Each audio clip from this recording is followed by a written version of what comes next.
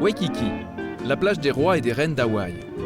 Un lieu mythique, une des plus belles baies au monde, devenu le symbole du tourisme et du farniente tropical. Avec ses eaux turquoises, son volcan et les surfeurs au loin qui dansent dans les vagues. Mais Waikiki, c'est aussi le berceau de la chemise hawaïenne, qu'on appelle ici Aloha Shirt. C'est dans ce lieu paradisiaque que cette chemise est née, il y a 100 ans, aux abords du Royal Hawaiian Hotel, sur l'avenue Kalakaua qui borde la plage.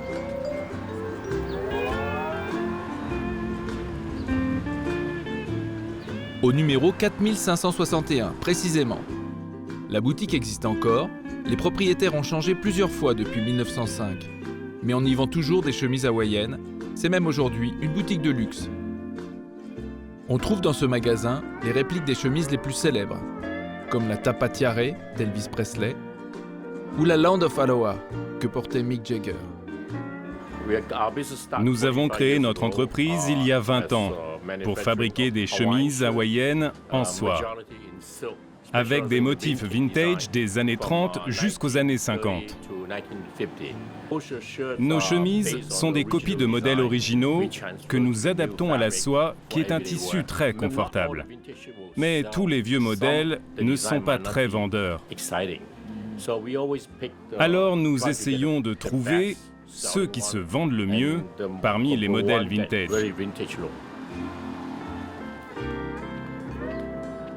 C'est au Bishop Museum, un des plus grands musées d'Honolulu, que nous avons rencontré l'historien Brown de Soto, directeur des collections du patrimoine hawaïen. Nous le retrouvons devant un vestige de tapa, une écorce de mûrier battue qui faisait office de tissu jadis et dont les motifs ont fortement inspiré le dessin des plus célèbres Aloha Shirts. Le tapa est fait à partir de l'écorce de certains arbres. L'écorce est récoltée et doit reposer ensuite un moment. Elle est ensuite étalée sur une enclume de bois et puis frappée avec une battoire pour faire en sorte que l'on puisse décorer le tissu.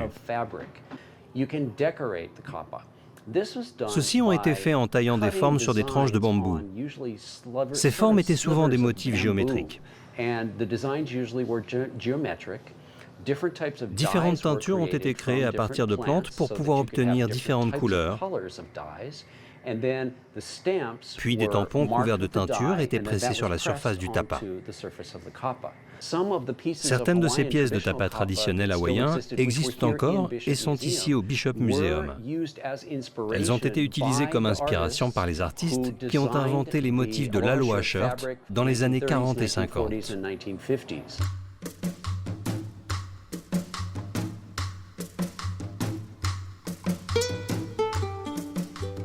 Les origines de l'Aloha Shirt remontent à la fin du 19e siècle, quand un grand nombre d'immigrés japonais arrivèrent à Hawaï pour travailler dans les plantations de canne à sucre.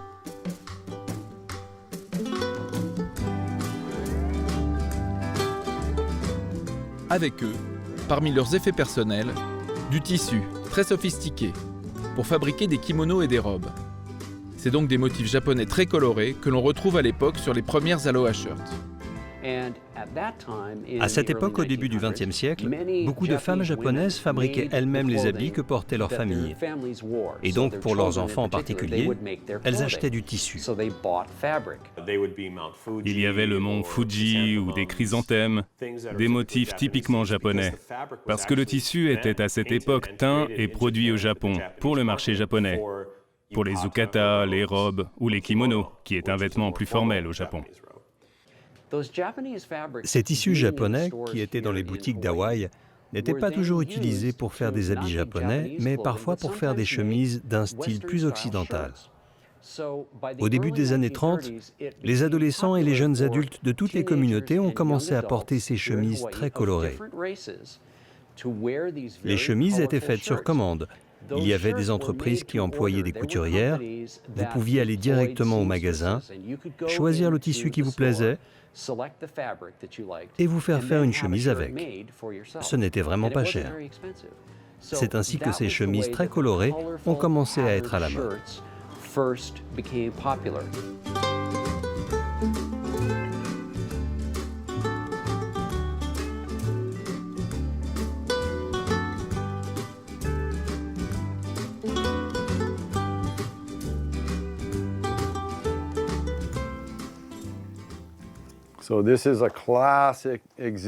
Ceci est un exemple classique des premières chemises, avec le mont Fuji, la mer, les pins, les ponts en bois avec des fondations en pierre et les bateaux à voile japonais. La paternité de l'Aloha Shirt est l'objet d'une controverse. On parle d'un Chinois dépositaire du nom Aloha Shirt.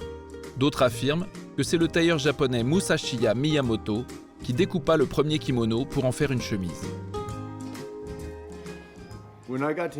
Quand j'ai pu rencontrer Madame Musashiya, elle m'a dit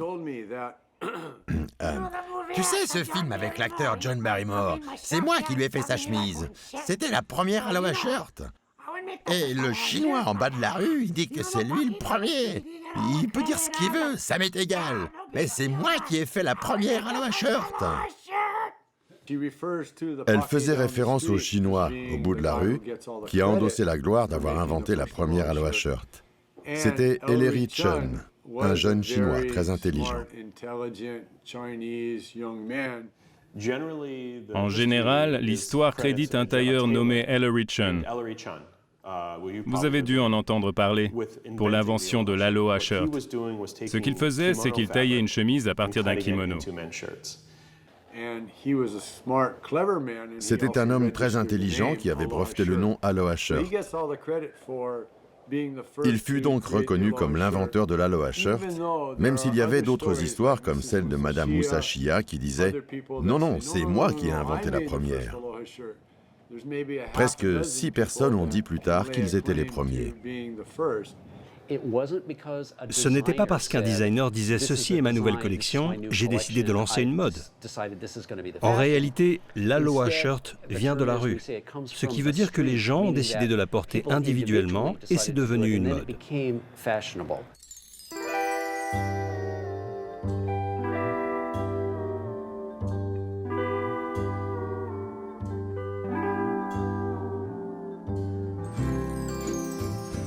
L'Aloha Shirt est né spontanément parmi les immigrés d'Hawaï.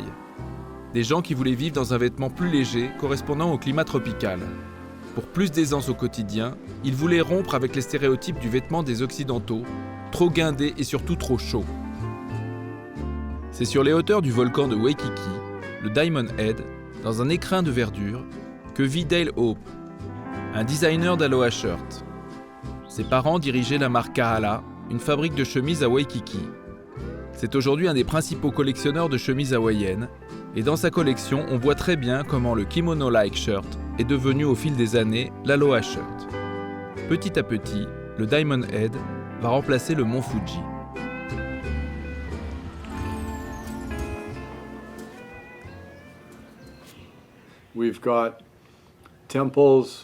Ici, nous pouvons voir des temples japonais, des calligraphies japonaises, des bateaux de style japonais.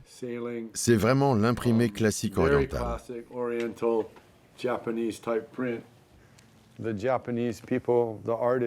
Les artistes japonais du textile ont interprété le mode de vie des îles, les événements qui avaient lieu ici à Honolulu, et les ont convertis en modèles pour les premiers tissus de l'Aloha Shirt. Ils recevaient des photos, des cartes postales au Japon et créaient leurs modèles basés sur ce qu'ils pensaient être Hawaï.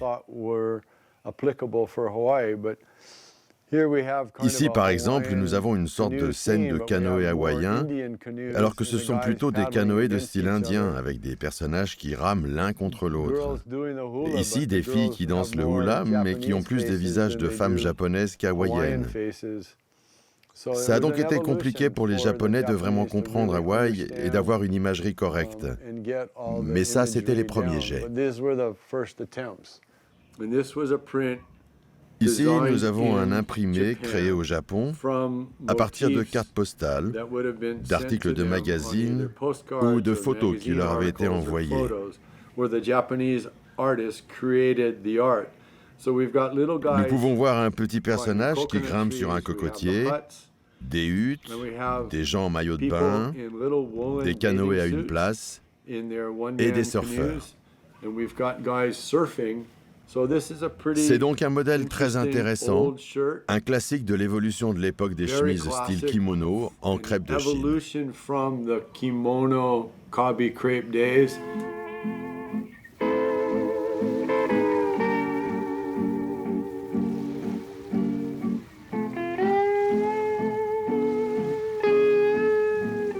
L'Aloha Shirt est né à Waikiki, dans un décor exotique d'exception, mais aussi dans un creuset multiculturel sans pareil, qui n'a cessé d'alimenter l'inspiration des motifs qui sont dessinés sur ce voile de coton, comme un miroir de l'esprit des îles du Pacifique.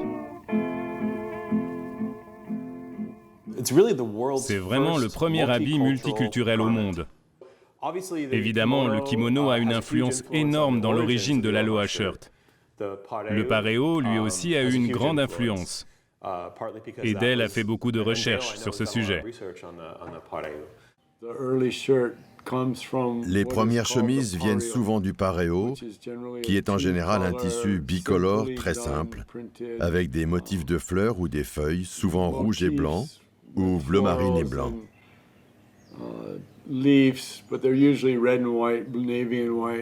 Ils venaient de Tahiti et de Samoa, et les imprimés ont été adaptés par les créateurs locaux. Nous avons des photos de gens qui portent ces imprimés, même sur des habits de femmes ou des maillots de bain de femmes. Et ils datent d'avant l'Aloha Shirt et les tissus venaient de Tahiti.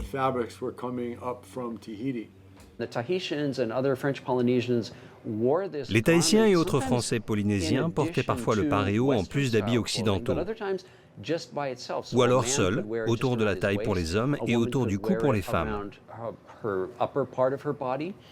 C'était très confortable. Vous pouviez nager avec ou le porter comme un habit de tous les jours. Vous pouvez voir sur cette photo qu'ils portent des chemises avec des motifs de pareo tahitien et des shorts imprimés. Je pense que ça a eu une énorme influence sur moi, comme pour les résidents de l'île et même les touristes qui venaient ici à Hawaï. Donc, toutes ces influences réunies ont fait de l'Aloha Shirt ce qu'elle est aujourd'hui. Et quelle que soit la culture populaire, l'Aloha Shirt continue d'y être reflétée, encore et toujours. Mais qu'est-ce qu'un Aloha Shirt exactement? Pour y répondre, nous sommes allés à l'usine Kahala, une manufacture qui fabrique des Aloha Shirts depuis le début de son histoire. C'est le patron bleu qui est utilisé pour couper les tissus. Comme ça, l'ouvrier reçoit les pièces à couper, il sait exactement où les placer et le patron correspond parfaitement. L'Aloha Shirt est ample et le bas est la plupart du temps droit. On la porte rarement dans le pantalon parce que c'est plus confortable.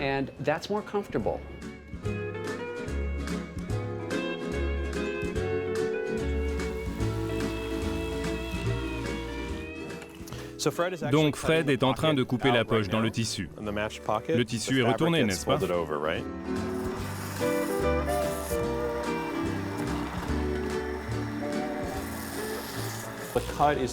La coupe généralement est une coupe française avec 6 boutons, sans bordure.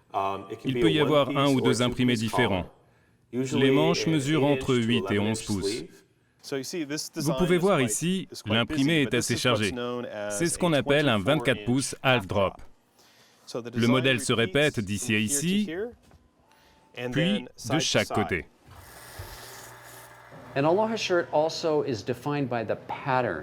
L'Aloha Shirt est aussi définie par le motif, ce qui veut dire qu'elle est souvent très colorée. 2 couleurs au moins et un imprimé très audacieux. On peut prendre n'importe quelle couleur, ce qui en fait la beauté. D'ailleurs, plus il y a de couleurs, mieux c'est. On ne voit pas beaucoup de tons pastels dans les modèles classiques d'Aloha Shirt. Mais avec le temps, on en a créé pour aller avec des pantalons ou des shorts. Donc on peut voir un fond neutre avec des motifs colorés dessus. Un autre sujet intéressant, c'est celui des chemises pour les touristes et celles pour ceux qui vivent ici, les locaux. Au début, ça c'était la face. On retournait la chemise à l'envers. car les usines étaient trop petites et ne pouvaient pas faire d'impression sur mesure. Pour faire en sorte que les imprimés aux couleurs vives plaisent aux locaux, ils retournaient le tissu à l'envers parce qu'ils ne pouvaient pas imprimer des couleurs pastel. Les modèles des chemises devaient ressembler plus au Pacifique, l'océan, avec des palmiers, des cocotiers, des poissons, la mer, autant de choses associées à l'évocation de l'océan Pacifique ou ses cultures, car il y en avait beaucoup en Polynésie. Pour les touristes qui viennent à Hawaï, la définition standard, c'est une chemise d'Hawaï faite à Hawaï, qui capture l'esprit ou les sensations de l'île. Que ce soit la nature, la flore, la faune ou les poissons, toutes ces choses-là.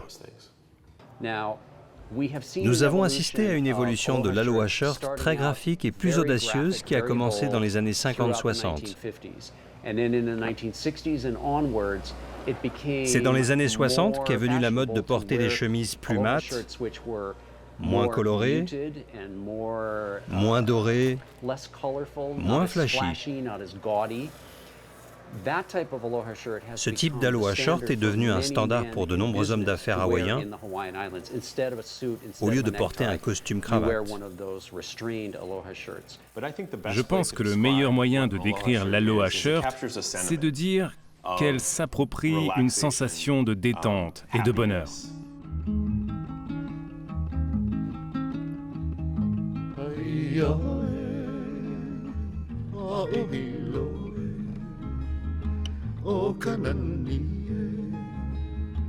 Avec l'essor du tourisme, la petite manufacture Kahala prospère.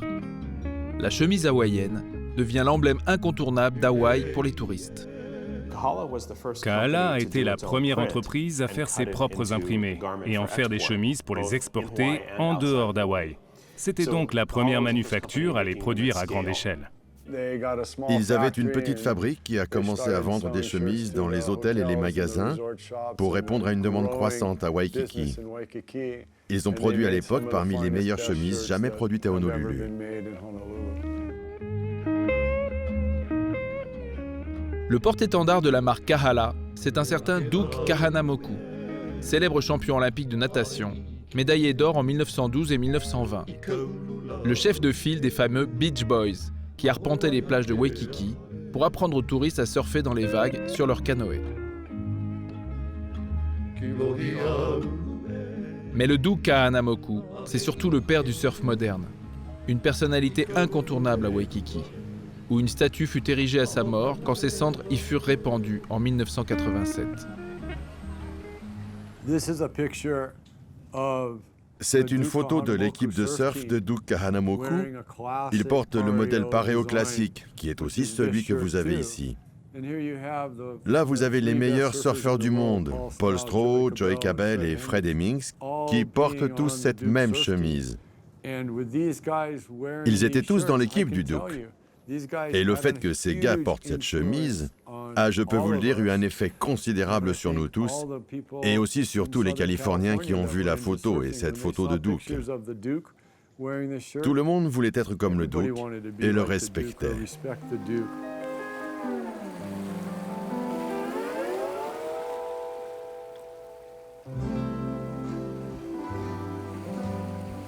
La renommée mondiale du Duke, le plus grand champion olympique de l'époque, va propulser la chemise hawaïenne vers un nouveau marché, dans l'univers du sport nautique, et notamment dans le petit milieu d'un sport nouveau pour les touristes, le surf. Le Duke va créer avec les meilleurs surfeurs de Waikiki la Duke Surf Team, dont le repère est un petit club de plage, le Outrigger Canoe Club. Aujourd'hui, c'est le club le plus select de Waikiki, où l'élite se retrouve dans le cadre splendide de son emplacement privilégié qui donne directement sur la plage. Premier champion de surf en 1968, Fred Hemmings, grand admirateur du Duke, rejoint la Duke Surf Team pour promouvoir la marque. Le Outrigger Canoe Club a été créé en 1908. C'était 4 ans avant que le Duke aille à Stockholm et batte le record du monde et gagne le 100 mètres de natation. J'ai grandi dans ce club sur la plage de Waikiki, à côté du Royal Hawaiian Hotel. J'ai grandi dans l'ombre de Duke.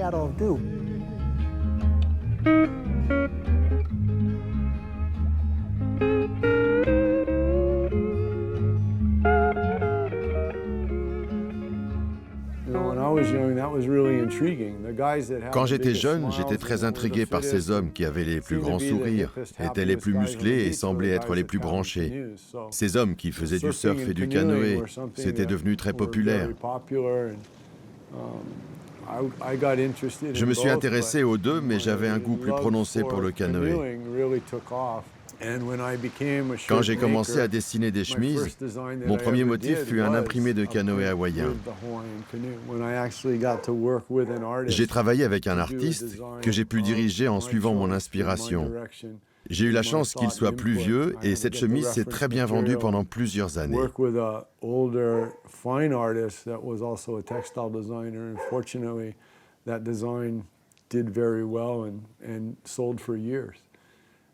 C'est une des choses avec lesquelles vous grandissez ici à Hawaï. Ces magnifiques grands canoës sur la plage de Waikiki. Quand j'étais enfant, j'adorais regarder les courses de canoës. Ils étaient construits à partir de rondins de bois qui poussaient dans les montagnes. Ils étaient apportés aux constructeurs de canoës qui étaient capables de prendre ces énormes rondins et de les vider et de les modeler de façon à ce qu'ils soient très larges pour surfer gracieusement sur les vagues, ou bien pour qu'ils puissent être plus rapides et faire des courses.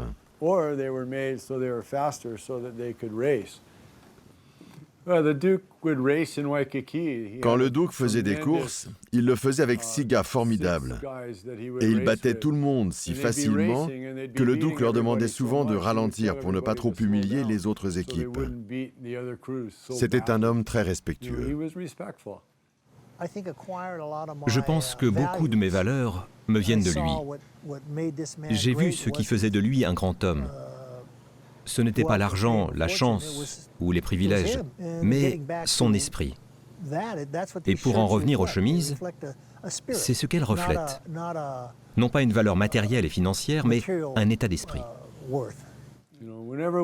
Quand enfant on voyait le Duke, nous savions qu'il était spécial. Et en grandissant, en lisant plus d'histoires, nous avons compris la chance que nous avions eue de le côtoyer.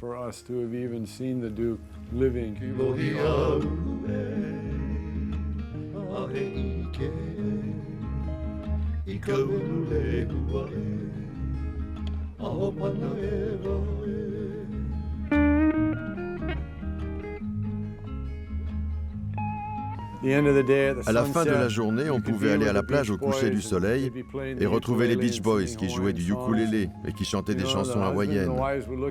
On pouvait voir les maris et les femmes se regarder et dire « On n'a plus besoin de ces habits formels, on devrait porter des chemises comme eux. » Et ils demandaient aux Beach Boys « Où est-ce qu'on peut trouver une chemise comme ça ?» Et ils portaient ces chemises de retour aux USA. Quand les gens ont commencé à surfer et à venir à Hawaï, ils repartaient ainsi avec un aspect de la culture hawaïenne. Les aloha shirts étaient très faciles à transporter. Elles étaient d'ailleurs faites pour que les touristes rentrent avec un souvenir. Alors quand ils rentraient en Australie ou en Californie, ils emportaient une chemise hawaïenne avec eux.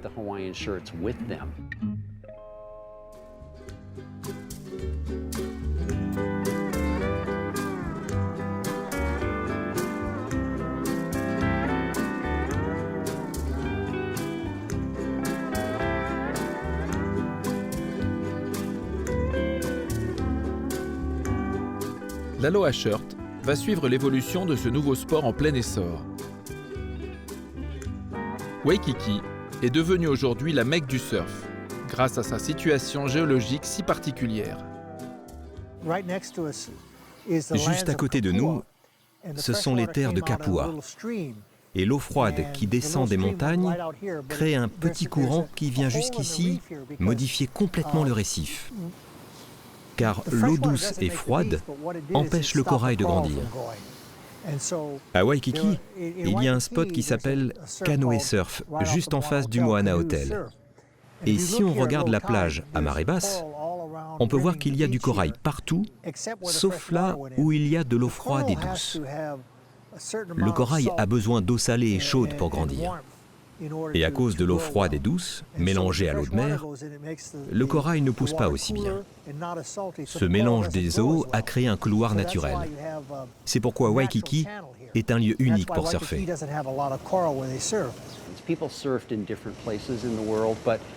Les gens ont surfé un peu partout dans le monde, mais c'est le surf hawaïen qui a influencé toute la culture du surf.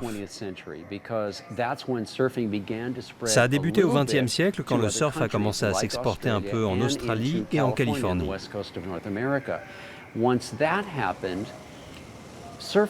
Et ce qui s'est passé, c'est que ces surfeurs ont voulu venir à Hawaï, la Mecque du surf, où il y avait les meilleures vagues et où la culture du surf est née. Et c'est même ici que les planches de surf ont été créées. Une des raisons pour laquelle le surf est un si grand sport ici, c'est que très peu de choses sont d'origine hawaïenne. Mais le surf a commencé ici et s'est exporté partout dans le monde. C'est le cadeau d'Hawaï au monde. Les aloha shirts étaient associés au surf. Donc quand le surf est devenu cool, les chemises sont devenues cool aussi. Et les deux se sont répandus dans le monde entier en même temps.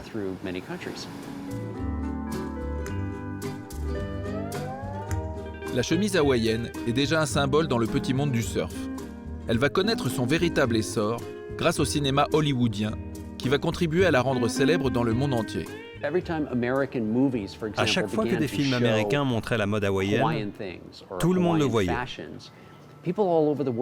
Et c'est particulièrement vrai dans les années 50 quand des films américains comme Tant qu'il y aura des hommes sont sortis et devinrent extrêmement populaires, en Europe, en Asie et dans d'autres pays. Vous pouvez voir ici la photo de Montgomery Clift dans Tant qu'il y aura des hommes portant cette chemise. Tous les hommes du film portaient une aloha shirt. Et il y a cette scène iconique où ils se roulent dans le sable en s'embrassant sur la plage. Ou encore la scène dans le bar, et durant laquelle ils portent tous une aloha shirt. Et c'était pour la plupart des kaala de l'époque. Et ils se battent en chemise hawaïenne. Dans la culture pop, l'aloha shirt est très utilisée et souvent attribuée à un personnage excentrique, que ce soit dans Tant qu'il y aura des hommes, dans Magnum ou dans les films contemporains. Au cinéma et à la télévision, on voit beaucoup d'aloha shirts. Cette présence au cinéma a exposé l'aloha shirt au monde. Du coup, les gens l'ont vu et ont commencé à vouloir en acheter. Au même moment, l'industrie du vêtement grandissait à Hawaï et s'attaquait à de nouveaux marchés. Car celui d'ici est bien entendu assez petit, vu qu'il n'y a pas beaucoup de résidents. Alors ils en ont vendu aux USA, et quand c'est arrivé, on a commencé à en porter dans le reste du monde.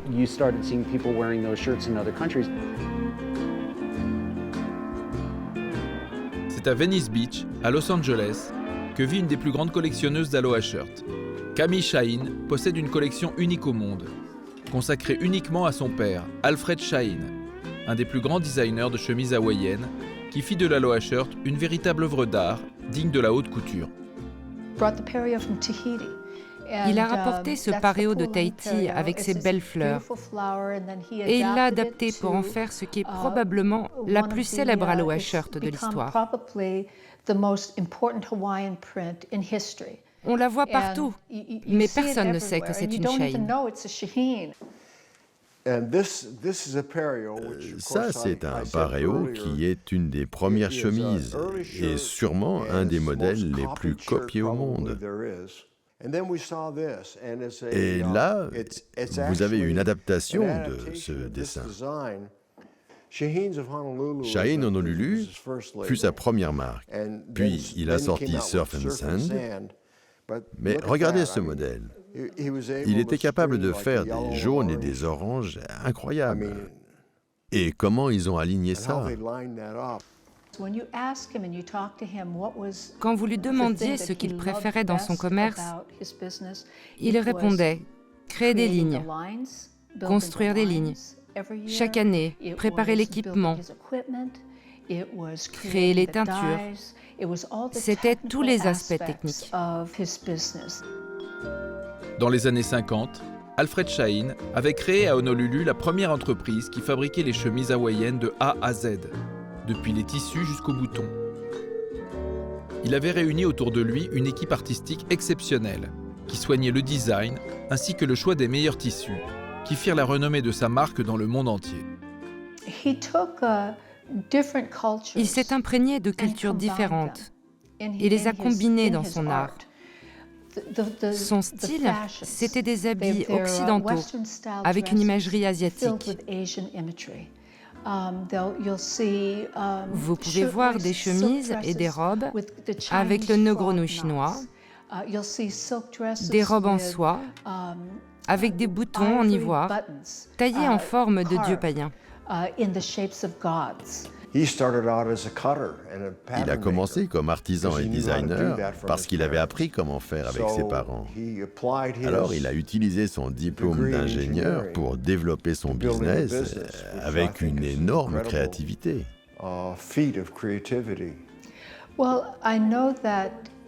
Il voulait que chaque imprimé raconte une histoire et qu'il puisse durer des décennies.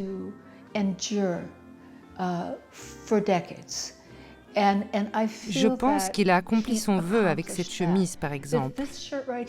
La procession, qui est un imprimé très important. Il y a eu 4 versions différentes de cet imprimé, il me semble. Cet imprimé est l'un de ses premiers et de ses plus célèbres antiques tapas. Et il a marqué l'histoire. Il y a évidemment la tapa tiare qu'Elvis a portée. Mais mon père disait en rigolant qu'elle était connue bien avant qu'Elvis ne la porte.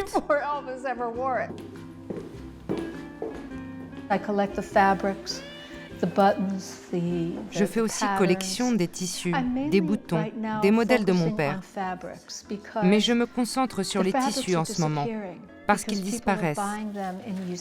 Les gens les achètent et les utilisent pour faire des patchworks. Il y a même des championnats de patchwork Shaheen. J'essaye d'en récupérer un maximum pour les préserver autant que possible. Une autre chose aussi, c'est qu'avec le tissu neuf, on voit vraiment ce à quoi elles étaient censées ressembler. Car quand elles sont portées et lavées plusieurs fois, on ne voit plus à quel point le tissu était beau quand il était neuf.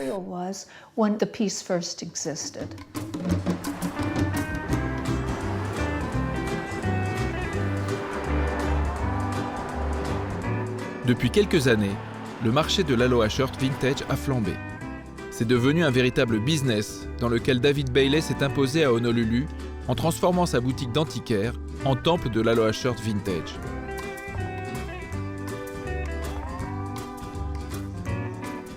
C'est un bon business. Au départ, dans les années 60, j'étais à l'université d'Hawaï et je ne trouvais pas de travail. Alors, en 1969, j'ai commencé à collecter des chemises vintage, jusqu'à en avoir 1000. Puis, j'ai ouvert un magasin à Waikiki qui a plutôt bien marché. Chaque année, pour une chemise vendue, j'en achetais 2. J'ai commencé avec 1000 chemises, j'en ai maintenant 15 000. J'en ai acheté 1000 qui datent de ce que l'on appelle l'âge d'or des chemises classiques, celles des années 40 et 50. Vous pouvez deviner, de par la boutonnière, que cette chemise a été faite au Japon en rayon. Nous avons aussi 7000 nouvelles chemises, qui sont en général des copies de celles de l'âge d'or. Nous avons aussi des blouses et des chemises déjà portées, qui viennent de Tony Bahama, Ren Spooner ou Torrey Richards, les principaux fabricants. Certaines chemises sont en dessous de $10, d'autres à 20. Donc pour les étudiants ou les gens qui ont un petit budget, ils peuvent en prendre 2 ou 3 pour le prix d'une. Cet artiste s'appelle Frank McIntosh et il a fait la couverture d'Asia Magazine. On vient de vendre l'original de cette chemise pour 4 000 $, même si elle est un peu usée. Celle-ci est une très bonne reproduction. Nous la vendons pour 88,99 $ et elle se vend 150 $ à Tokyo. Ce métier est un vrai plaisir, parce que je pense que l'humanité est sur Terre depuis très longtemps et que nous avons surtout une histoire de chasseurs-cueilleurs. Et moi, je chasse et je cueille des chemises. C'est un commerce très peu stressant. C'est une sorte d'adaptation de l'être humain en mode survie, comme pour se nourrir. Parce qu'aujourd'hui, nous avons un mode de vie dingue, un rythme fou de travail, et c'est trop stressant. Jimmy Buffett a dépensé ici plus de 20 000 $. Peter Fonda et Nicolas Cage plus de 10 000 $. Mais un type, un jour, a dépensé 5 000 $ de chemises vintage des années 40 et 50, dans les années 80. Et en 2003, il les a revendus pour plus de 60 000 $. Nous vendons une quantité astronomique de chemises avec des flamants roses, ce qui n'a aucun sens pour moi, mais c'est ce que les gens veulent, alors je continue d'en acheter, alors que les seuls flamants roses à Hawaï sont au zoo.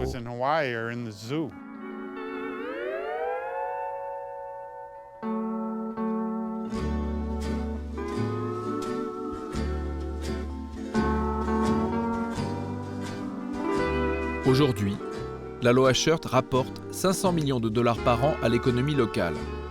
C'est le premier produit d'exportation de l'île et la deuxième source de revenus après le tourisme. L'Aloha Shirt a une très grosse influence sur l'économie d'Hawaï. Depuis des années, les gens ont produit des chemises pour les touristes, pour les locaux, mais aussi pour être exportées à l'étranger, aux États-Unis, en Europe, au Japon. Une très grande quantité de chemises a été vendue partout dans le monde. Nous produisons les mêmes chemises depuis 60 ans et chez Kahala depuis près de 80 ans. C'est un gros business. Beaucoup de chemises sont produites ici à Hawaï, mais aussi aux États-Unis. Les gens en Chine ou au Japon adorent les chemises. Ils font la queue en Italie où Prada en fabrique maintenant. Et tout est inspiré d'Hawaï.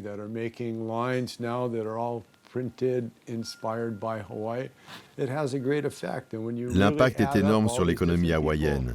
Si on additionne toutes les Aloha Shirts produites dans le monde, c'est un patrimoine de plusieurs centaines de millions de dollars.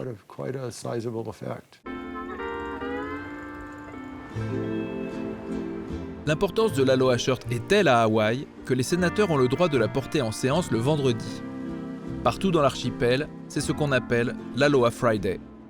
Ça a commencé au début des années 60 pour favoriser l'industrie vestimentaire locale.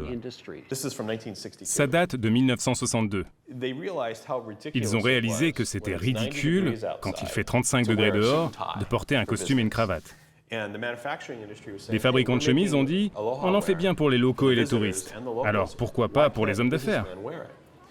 Donc, dans les années 60, il est devenu légal à Hawaï de porter une Aloha Shirt pour aller travailler. Nous sommes autorisés à les porter le vendredi quand nous siégeons à la Chambre.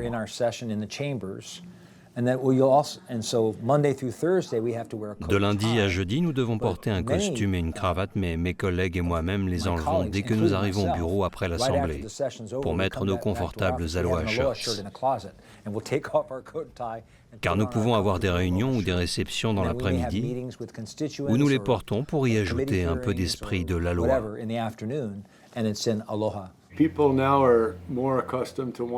Les gens sont habitués maintenant à être plus à l'aise au travail. Et beaucoup d'entreprises progressistes encouragent leurs employés à être plus confortables sur leur lieu de travail. C'est plus facile de porter une chemise avec un motif. Ce n'est pas une chemise Oxford blanche, sans histoire. C'est une chemise qui a un imprimé, un thème et une forme de message. Quand vous en portez une, vous vous sentez mieux, plus à l'aise et plus heureux pour aller travailler. Et du coup, vous donnez le meilleur de vous-même. Plus que les autres jours de la semaine, c'est un jour où nous pouvons célébrer le fait d'être décontractés dans l'esprit de la Loa. Je pense que beaucoup de gens voient le vendredi de la Loa comme une manière d'exprimer leur aloha. Mais pour moi, c'est tous les jours.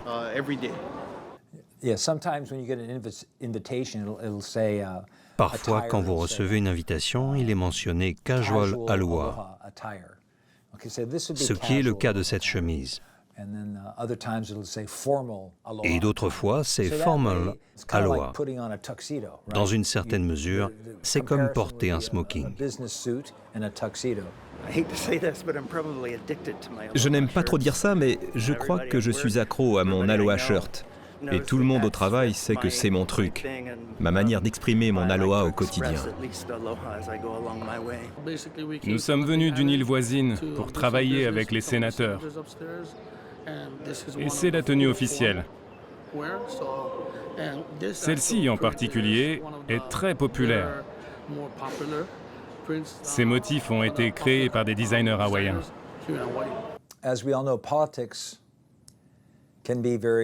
Comme nous le savons tous, la politique peut être très conflictuelle, spécialement quand nous ne sommes pas d'accord sur un problème. Alors encore une fois, l'Aloha Shirt nous rappelle quand nous débattons qu'il faut le faire dans un esprit de respect mutuel, de compassion et d'amour.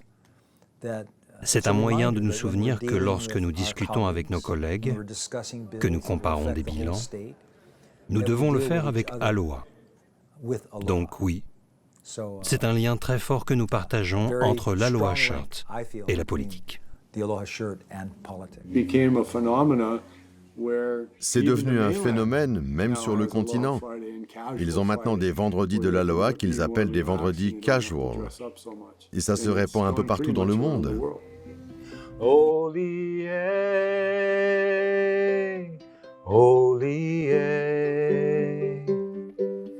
Maina ahe ahe makani pa maine. Mau ke aloha no Hawaii. Mau ke aloha no Hawaii.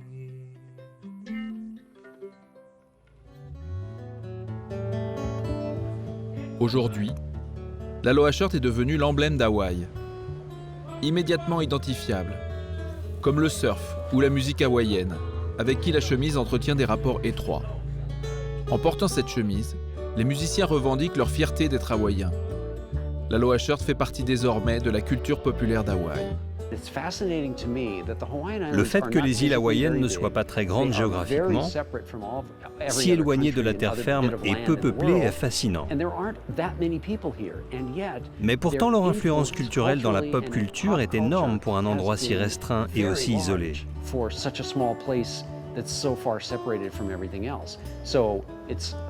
Que ce soit dans la mode, le sport ou la musique.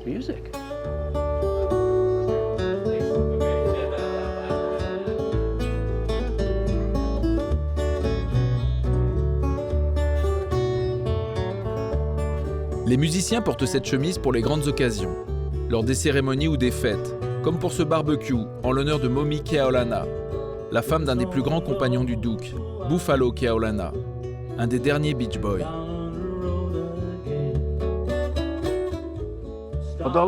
Mon plus vieux souvenir de chemise hawaïenne remonte loin dans le temps. Je me rappelle d'avoir été invité à une fête quand j'étais enfant et mes parents m'ont acheté ma première chemise. Je me souviens qu'elle était bleue avec des planches de surf imprimées. L'Aloha Shirt représente vraiment Hawaï. Vraiment. On la voit dans les films et quand on la voit sur quelqu'un, on reconnaît tout de suite que celui qui la porte vient des îles.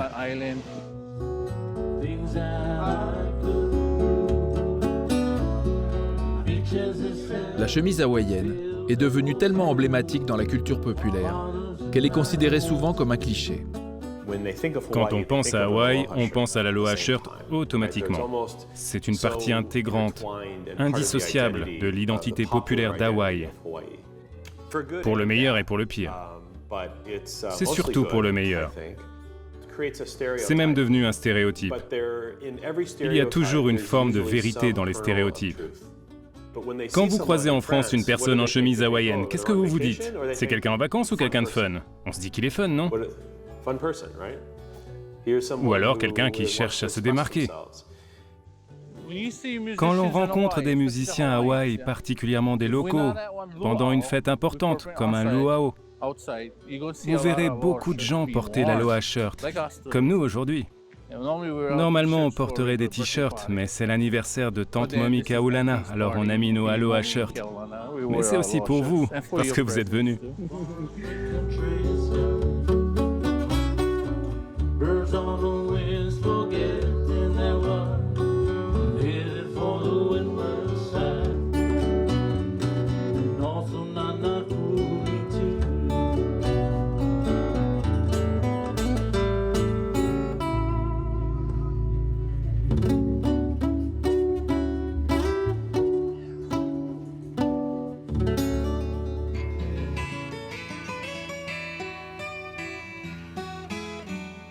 Aloha, un mot qui vient du cœur.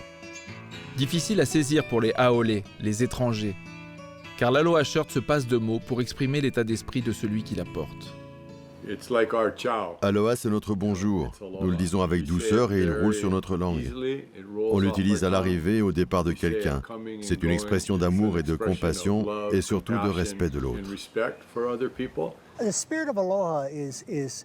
L'esprit de l'aloha va au-delà de l'expression de la rencontre, de l'au revoir ou de la retrouvaille. C'est un style de vie à part entière qui inclut la compassion et la considération de son prochain, quel que soit son niveau social, sa richesse ou son influence. L'aloha nous aide à vivre notre vie, à aimer et à respecter nos amis et notre environnement, là où nous vivons, au beau milieu des montagnes et de l'océan. Quand on vit dans l'esprit de l'aloha, on ne jette pas ses ordures dans l'océan. On aime l'océan, on aloha l'océan. Même chose avec les montagnes. Si par exemple vous partez y faire une randonnée, vous ne jetez pas un papier de bonbon par terre. Vous le gardez et le jetez en rentrant chez vous en signe de respect pour le chemin que vous empruntez.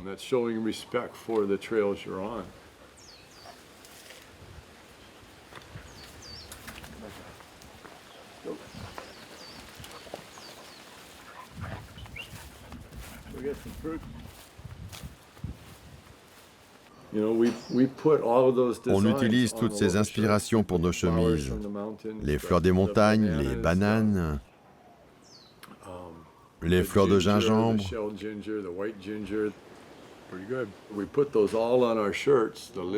Tous ces éléments qui nous entourent dans les montagnes, on les met sur nos aloha shirts. Dans les profondeurs de l'océan, nous utilisons les poissons, les baleines, les dauphins, les requins. Et au-dessus, les surfeurs, les canoës, les bateaux à voile. Chaque chemise est un instantané de ce qu'on peut trouver ici à Hawaï. Quand on fait une chemise, on essaye de respecter et de reproduire aussi fidèlement que possible l'essence de l'île.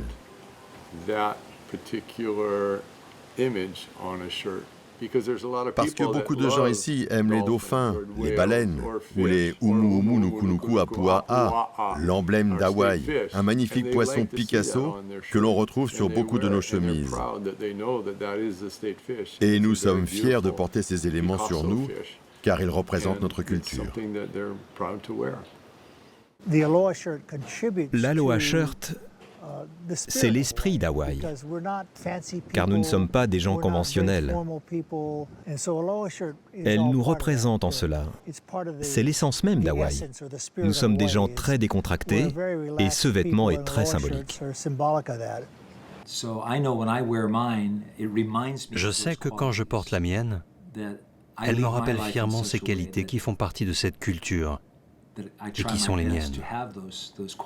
Je n'ai jamais pensé que cette chemise était juste une chemise quelconque. Et je pense que beaucoup de personnes ici ont la même opinion. Avec l'Aloha Shirt, vous représentez toutes les valeurs avec lesquelles vous vivez quotidiennement. Même si je ne suis pas hawaïen de nationalité, j'essaye de garder l'île dans mon cœur, dans mon style de vie, et de respecter les personnes qui étaient là avant moi. Il y a quelques centaines d'années, les habitants de l'île avaient un mode de vie fondé sur des bonnes valeurs, telles que la bonté, le partage. Ils étaient extrêmement créatifs et productifs. Donc on essaye de perpétuer ces valeurs aujourd'hui, dans la mesure du possible, pour faire la différence. Pour moi, c'est solennel. C'est comme une prière adressée à Dieu. Prendre du recul face au stress du quotidien. Quand on rencontre quelqu'un, exprimer l'aloha, c'est pour moi un moyen de partager mon amour, mes idées, ma conversation, en incluant l'esprit de l'aloha. C'est une manière différente de voir la vie, mais on est différent à Hawaï.